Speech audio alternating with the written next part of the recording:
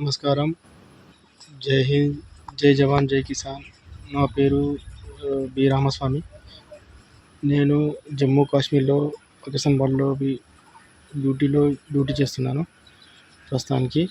మా విలేజ్ వచ్చేసి చౌదర్పల్లి, మండలం అక్బర్పేట్, భూంపల్లి, డిస్ట్రిక్ట్ వచ్చేసి సిద్దిపేట డిస్ట్రిక్ట్, స్టేట్ తెలంగాణ.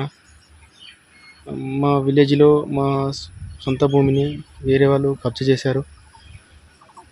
మా ఫ్యామిలీ మెంబర్ మన అమ్మ నాన్నల్ని ఇంటి దగ్గర బెదిరింపులకు గురి చేస్తున్నారు.